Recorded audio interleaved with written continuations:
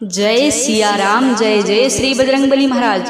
प्रिय भक्तों, आप सभी को मेरा सादर नमस्कार। प्रिय भक्तों, आज का जो ये मंत्र बताने जा रही हूँ, प्रभु श्री हनुमान जी महाराज का बहुत ही शक्तिशाली व सिद्ध मंत्र है। इस महामंत्र को किसी भी समय या सोने से पहले बिस्तर पर लेटे लेटे ही सच्चे मन से पूरा सुनने का प्रयास करें, फिर देखें चमत्कार। कुछ ही समय में स्वयं बजरंगबली जी आपके जीवन की बड़ी से बड़ी विपत्ति, रोग, भय, संकट व समस्त अंधकार मिटा देंगे और आपके जीवन की बड़ी से बड़ी इच्छा व मनोकामना शीघ्र ही पूरी कर देंगे। प्रिय भक्तों, यह महाशक्तिशाली व सिद्ध मंत्र इतना प्रभावशाली है कि जो भक्त सच्चे मन से नित्य जप करता है या सच्चे मन से पूरा सुन भी लेता है तो स्वयं बजरंगबली जी उस भक्त की सदैव रक्षा करते हैं और उसके जीवन की समस्त प्रकार के विघ्न, बाधा व संकट हर लेते हैं और भक्त की सदैव रक्षा करते हैं। प्रिय भक्तों, अगर आपको प्रभु श्री हनुमान जी महाराज पर पूरा भरोसा है और अपने जीवन में विभिन्न प्रकार की परेशानियों का सामना कर रहे हैं, आपके जीवन में हमेशा उथल पुथल मचा हुआ है, तो घबराइए मत। सोने से पहले बिस्तर पर लेटे लेटे ही प्रभु श्री हनुमान जी महाराज का विशेष ध्यान करते हुए इस महाशक्तिशाली मंत्र को सच्चे मन से 108 बार या 51 बार पूरा सुन ले, फिर देखें चमत्कार। कुछ ही समय में मंत्र का व प्रभु श्री हनुमान जी महाराज की कृपा की अनुभूति होगी और आपके जीवन के समस्त प्रकार के विघ्न, बाधा मिट जाएंगे। आपके जीवन में सुख, समृद्धि व संपन्नता बढ़ने लगेगी। सफलता के सभी द्वार खुल जाएंगे व प्रभु श्री हनुमान जी महाराज की कृपा से आपकी बड़ी से बड़ी इच्छा व मनोकामना शीघ्र ही पूरी हो जाएगी। प्रिय भक्तों, आइए बिना देर किए श्री हनुमान जी महाराज का यह सिद्ध व चमत्कारी मंत्र सुने। इससे पहले आप सभी भक्तों से एक छोटा सा निवेदन है कि यदि आप हमारे चैनल पर नए होइएगा तो चैनल को सब्सक्राइब करके कमेंट में जय सिया राम, जय बालाजी महाराज लिखकर अपनी हाजिरी अवश्य लगा दीजिएगा। प्रिय भक्तों, मंत्र कुछ इस प्रकार है। ओम नमो हनुमते रुद्रयवताराय देवदानवर्षि मुनिवरदाय रामदूताय स्वाहा। ओम नमो हनुमते रुद्रयवताराय देवदानवर्षि मुनिवरदाय रामदूताय स्वाहा।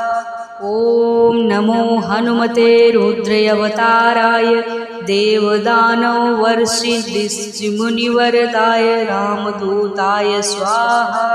ओम नमो हनुमते रुद्रयवताराय देवदानवर्षि मुनिवरदाय रामदूताय स्वाहा। ओम नमो हनुमते रुद्रयवताराय देवदानवर्षि मुनिवरदाय रामदूताय स्वाहा। ओम नमो हनुमते रुद्रयवताराय देवदानवर्षि मुनिवरदाय रामदूताय स्वाहा। ओम नमो हनुमते रुद्रयवताराय देवदानवर्षि मुनिवरदाय रामदूताय स्वाहा। ओम नमो हनुमते रुद्रयवताराय देवदानवर्षि मुनिवरदाय रामदूताय स्वाहा। ओम नमो हनुमते रुद्रयवताराय देवदानवर्षि मुनिवरदाय रामदूताय स्वाहा। ओम नमो हनुमते रुद्रयवताराय देवदानवर्षि मुनिवरदाय रामदूताय स्वाहा। ओम नमो हनुमते रुद्रयवताराय देवदानवर्षि मुनिवरदाय रामदूताय स्वाहा। ओम नमो हनुमते रुद्रयवताराय देवदानवर्षि मुनिवरदाय रामदूताय स्वाहा। ओम नमो हनुमते रुद्रयवताराय देवदानवर्षिमुनिवरदाय रामदूताय स्वाहा। ॐ नमो हनुमते रुद्रावताराय देवदानवर्षिमुनिवरदाय रामदूताय स्वाहा। ॐ नमो हनुमते रुद्रावताराय देवदानवर्षिमुनिवरदाय रामदूताय स्वाहा। ॐ नमो हनुमते रुद्रावताराय देवदानवर्षिमुनिवरदाय रामदूताय स्वाहा। ॐ नमो हनुमते रुद्रावताराय देवदानवर्षिमुनिवरदाय रामदूताय स्वाहा। ॐ नमो हनुमते रुद्रावताराय देवदानवर्षिमुनिवरदाय रामदूताय स्वाहा। ॐ नमो हनुमते रुद्रावताराय देवदानवर्षिमुनिवरदाय रामदूताय स्वाहा। ॐ नमो हनुमते रुद्रावताराय देवदानवर्षिमुनिवरदाय रामदूताय स्वाहा। ॐ नमो हनुमते रुद्रावताराय देवदानवर्षिमुनिवरदाय रामदूताय स्वाहा। ॐ नमो हनुमते रुद्रावताराय देवदानवर्षिमुनिवरदाय रामदूताय स्वाहा। ॐ नमो हनुमते रुद्रावताराय देवदानवर्षिमुनिवरदाय रामदूताय स्वाहा। ॐ नमो हनुमते रुद्रावताराय देवदानवर्षिमुनिवरदाय रामदूताय स्वाहा। ॐ नमो हनुमते रुद्रावताराय देवदानवर्षिमुनिवरदाय रामदूताय स्वाहा। ॐ नमो हनुमते रुद्रावताराय देवदानवर्षिमुनिवरदाय रामदूताय स्वाहा। ॐ नमो हनुमते रुद्रावताराय देवदानवर्षिमुनिवरदाय रामदूताय स्वाहा। ॐ नमो हनुमते रुद्रावताराय देवदानवर्षिमुनिवरदाय रामदूताय स्वाहा। ॐ नमो हनुमते रुद्रावताराय देवदानवर्षिमुनिवरदाय रामदूताय स्वाहा। ॐ नमो हनुमते रुद्रावताराय देवदानवर्षिमुनिवरदाय रामदूताय स्वाहा। ॐ नमो हनुमते रुद्रावताराय देवदानवर्षिमुनिवरदाय रामदूताय स्वाहा। ॐ नमो हनुमते रुद्रावताराय देवदानवर्षिमुनिवरदाय रामदूताय स्वाहा। ॐ नमो हनुमते रुद्रावताराय देवदानवर्षिमुनिवरदाय रामदूताय स्वाहा। ॐ नमो हनुमते रुद्रावताराय देवदानवर्षिमुनिवरदाय रामदूताय स्वाहा। ॐ नमो हनुमते रुद्रावताराय देवदानवर्षिमुनिवरदाय रामदूताय स्वाहा। ॐ नमो हनुमते रुद्रावताराय देवदानवर्षिमुनिवरदाय रामदूताय स्वाहा। ॐ नमो हनुमते रुद्रावताराय देवदानवर्षिमुनिवरदाय रामदूताय स्वाहा। ॐ नमो हनुमते रुद्रावताराय देवदानवर्षिमुनिवरदाय रामदूताय स्वाहा। ॐ नमो हनुमते रुद्रावताराय देवदानवर्षिमुनिवरदाय रामदूताय स्वाहा। ॐ नमो हनुमते रुद्रावताराय देवदानवर्षिमुनिवरदाय रामदूताय स्वाहा। ॐ नमो हनुमते रुद्रावताराय देवदानवर्षिमुनिवरदाय रामदूताय स्वाहा। ॐ नमो हनुमते रुद्रावताराय देवदानवर्षिमुनिवरदाय रामदूताय स्वाहा। ॐ नमो हनुमते रुद्रावताराय देवदानवर्षिमुनिवरदाय रामदूताय स्वाहा। ॐ नमो हनुमते रुद्रावताराय देवदानवर्षिमुनिवरदाय रामदूताय स्वाहा। ॐ नमो हनुमते रुद्रावताराय देवदानवर्षिमुनिवरदाय रामदूताय स्वाहा। ॐ नमो हनुमते रुद्रावताराय देवदानवर्षिमुनिवरदाय रामदूताय स्वाहा। ॐ नमो हनुमते रुद्रावताराय देवदानवर्षिमुनिवरदाय रामदूताय स्वाहा।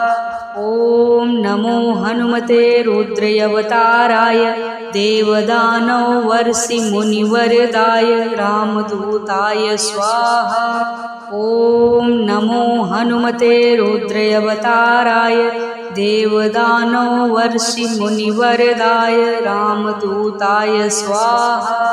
ॐ नमो हनुमते रुद्रावताराय देवदानवर्षिमुनिवरदाय रामदूताय स्वाहा।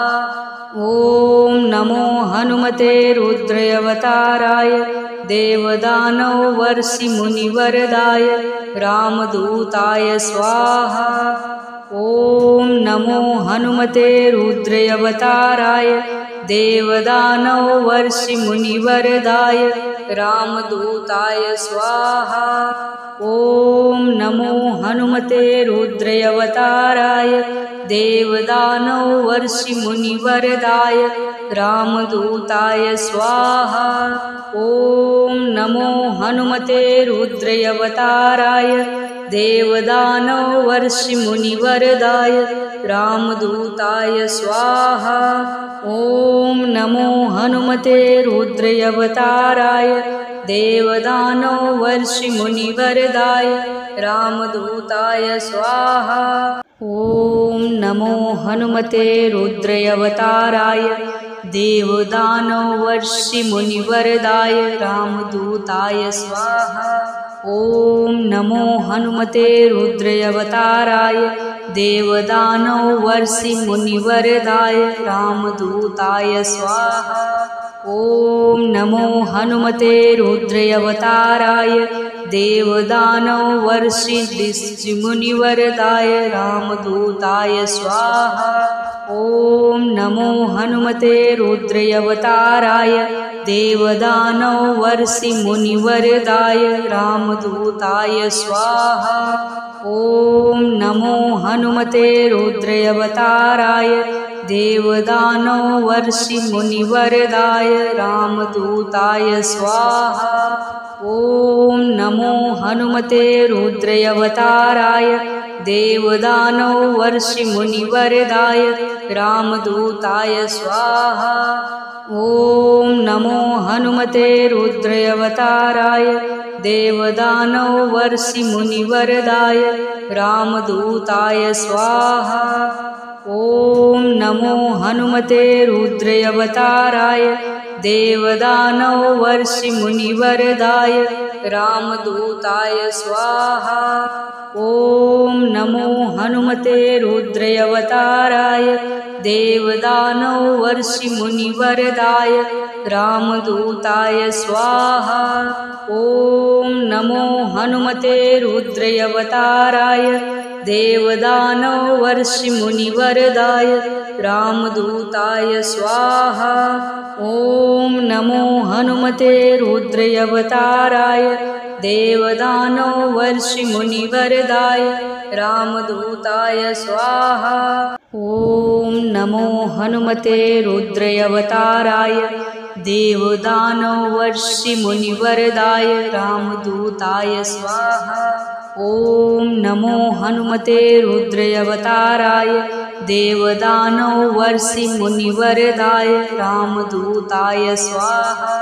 ॐ नमो हनुमते रुद्रावताराय देवदानवर्षिमुनिवरदाय रामदूताय स्वाहा। ॐ नमो हनुमते रुद्रावताराय देवदानवर्षिमुनिवरदाय रामदूताय स्वाहा।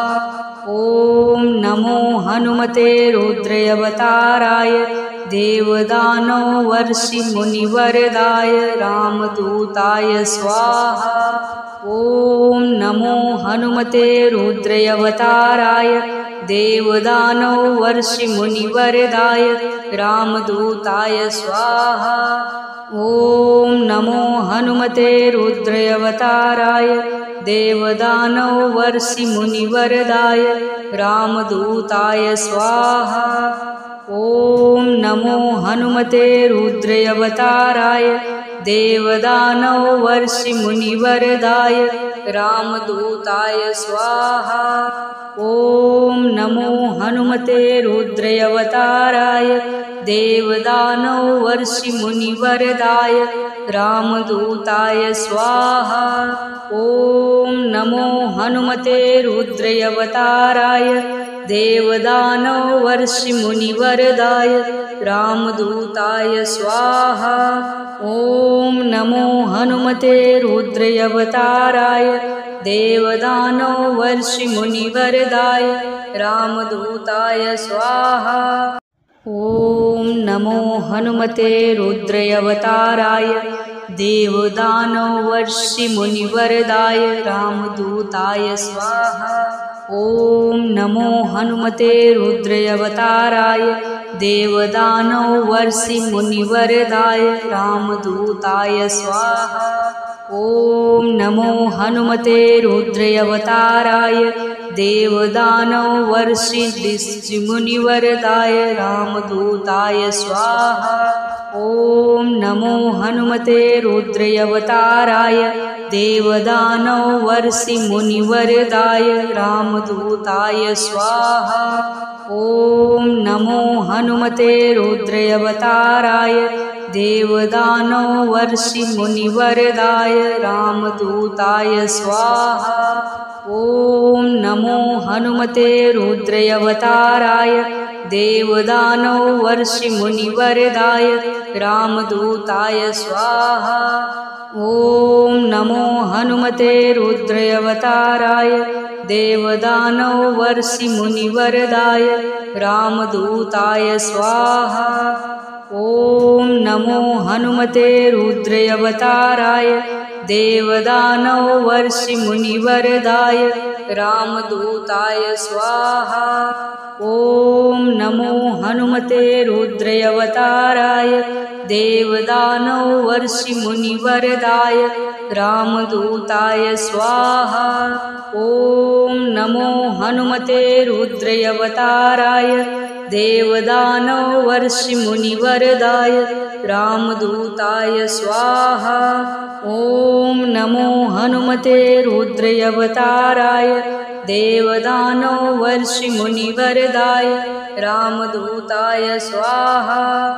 ॐ नमो हनुमते रुद्रावताराय देवदानवर्षिमुनिवरदाय रामदूताय स्वाहा।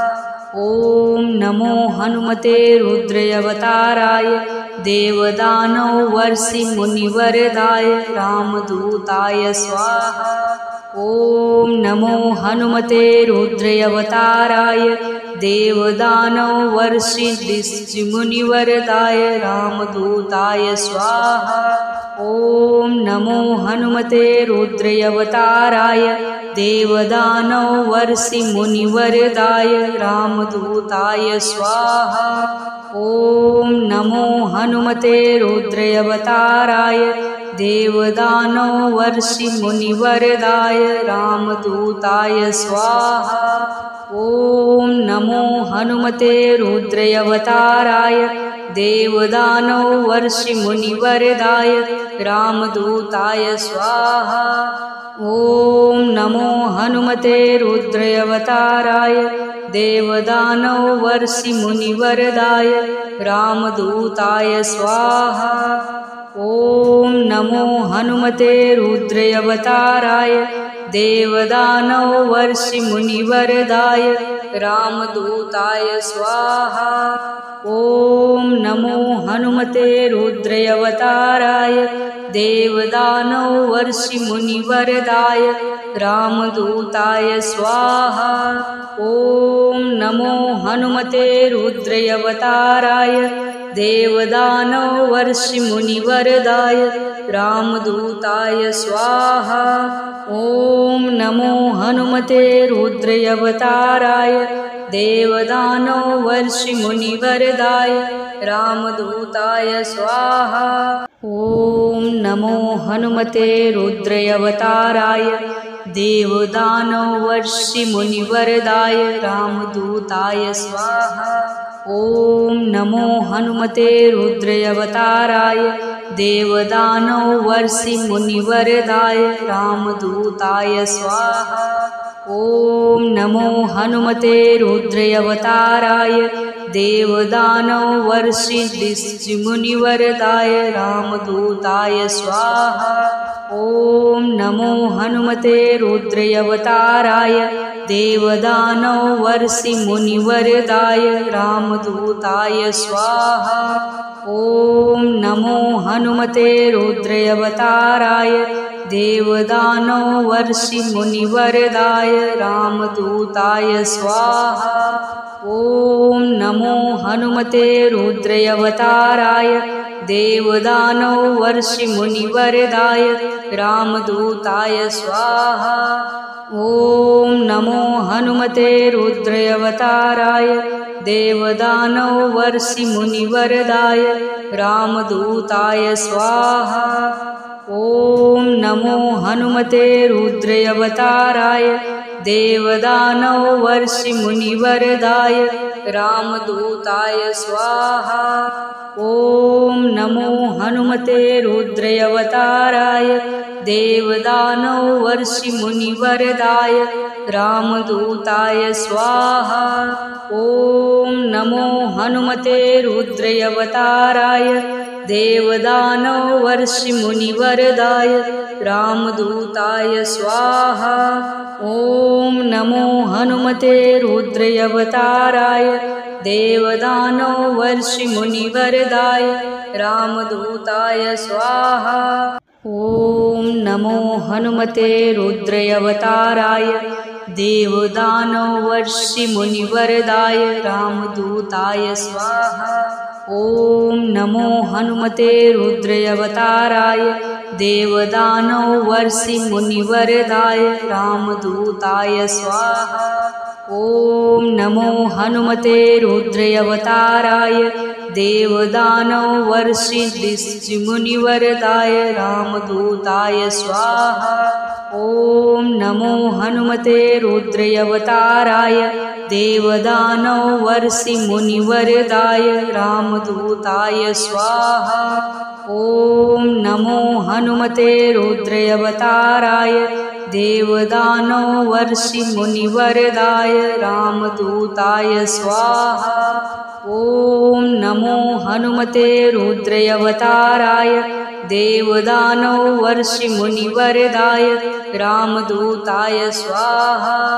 ॐ नमो हनुमते रुद्रावताराय देवदानवर्षिमुनिवरदाय रामदूताय स्वाहा। ॐ नमो हनुमते रुद्रावताराय देवदानवर्षिमुनिवरदाय रामदूताय स्वाहा।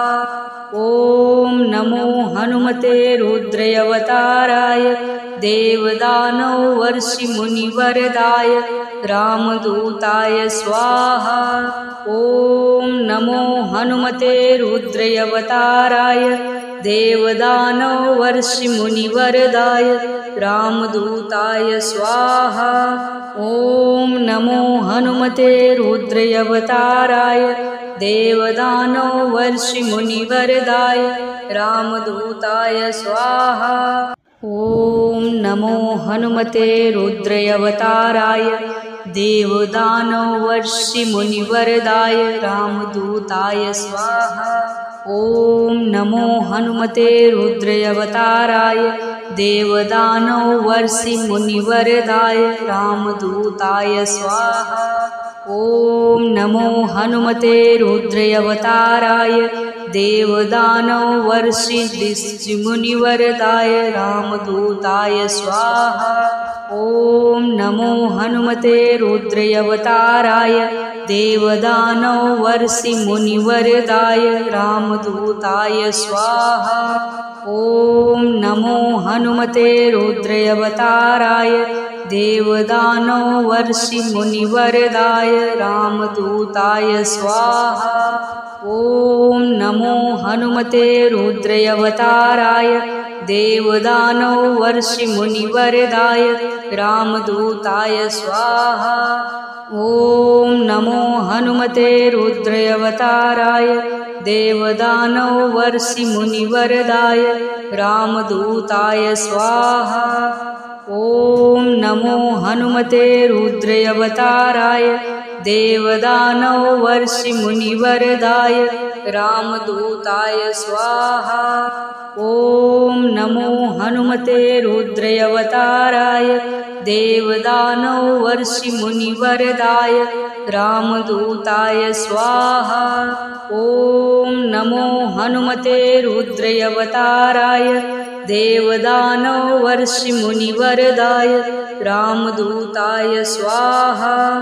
ॐ नमो हनुमते रुद्रावताराय देवदानवर्षिमुनिवरदाय रामदूताय स्वाहा।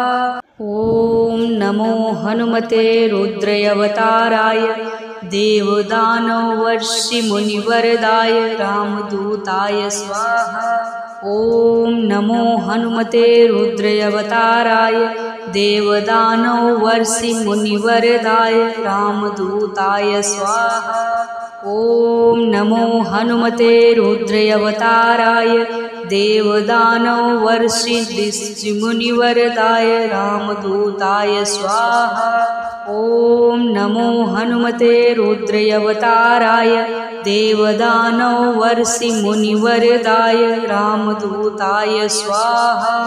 ॐ नमो हनुमते रुद्रावताराय देवदानवर्षिमुनिवरदाय रामदूताय स्वाहा। ॐ नमो हनुमते रुद्रावताराय देवदानवर्षिमुनिवरदाय रामदूताय स्वाहा। ॐ नमो हनुमते रुद्रावताराय देवदानवर्षिमुनिवरदाय रामदूताय स्वाहा। ॐ नमो हनुमते रुद्रावताराय देवदानवर्षिमुनिवरदाय रामदूताय स्वाहा। ॐ नमो हनुमते रुद्रावताराय देवदानवर्षिमुनिवरदाय रामदूताय स्वाहा। ॐ नमो हनुमते रुद्रावताराय देवदानवर्षिमुनिवरदाय रामदूताय स्वाहा। ॐ नमो हनुमते रुद्रावताराय देवदानवर्षिमुनिवरदाय रामदूताय स्वाहा। ॐ नमो हनुमते रुद्रावताराय देवदानवर्षिमुनिवरदाय रामदूताय स्वाहा। ॐ नमो हनुमते रुद्रावताराय देवदान